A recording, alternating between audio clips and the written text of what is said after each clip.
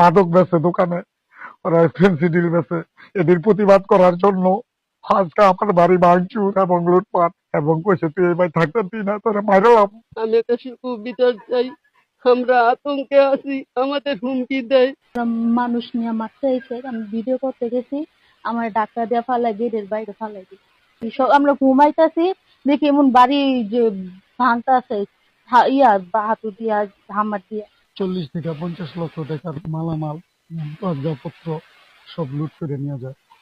এবং এই নারায়ণগঞ্জের 4 আসনের এমপি সাহেবকে আমি জানাই, ডিসি মহোদয়রে জানাই, এসপি মহোদয়রে জানাই, মডেল ফতুল্লা থানার ওসি সাহেবকে জানাই, আমি কুতুবপুর গ্রামবাসীকে জানাই, আমি নারায়ণগঞ্জ জেলাবাসীকে সবাইকে জানাই।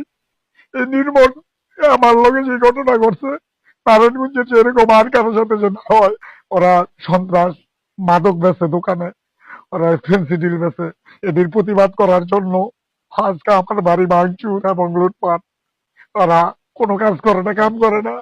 তারা গিয়াসউদ্দিন সাহেবের রাজনীতি করত, গিয়াসউদ্দিন সাহেবের শক্তির কোতে গিয়াসউদ্দিন সাহেবের প্যানাল লাগাইয়া তারা রাজনীতি করছে, এবং বিএনপির তারা খুব ক্ষমতাশালী লোকের দল করে, এবং কইছে তুই এই ভাই থাকতে না, তোরা মারলাম।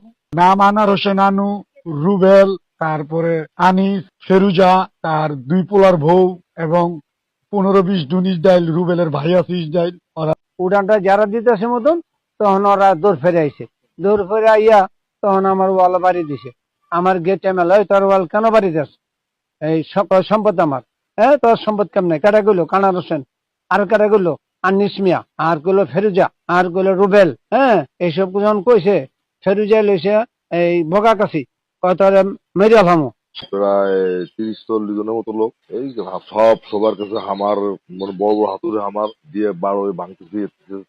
তার কোনো পুরুষ লোক নেই, এনাকে মহিলাকে ওই এই ধারে 3-4 জন আছে, ওদের কয়েকজন মারে, আর এই যে এই ধারে ভাঙ সব জায়গায় প্রায় 30-40 জন ভাঙতেছে আর গালাগালি দিচ্ছে। তাই একজন প্যান্ট পরা চাপাতি হাতা। ওনারা 50 লাখ টাকা দাবি করছে, আমরা দিতে পারি নাই। আজকে 7:30 বাজে আমাদের বাড়ির উপর হামলা করে, আমার পরিবারকে মারধর করে, আমাকে মারধর করে। আমার ভাইরে মনে করেন রান্দাও লইয়া দৌড়ায় যায়, মারতে আমার ভাইয়ের জীবন বাঁচায়। আমার মারে মারছে হাতুড় দিয়ে, আমার বাবারে মারছে, আমারে মারছে। এখন মনে করেন বাড়ির কোনো থাকার মতো আমাদের কোনো অ্যাবিলিটি নাই, কোনো ঘরে কোনো থাকার মতো কিছু নেই। সবকিছু ভাঙচুর কইরা যা কিছু ছিল লুটপাট কইরা নিয়ে গেছে। আমি বিচার চাই, আমার পরিবারের বিচার চাই। আমি একটা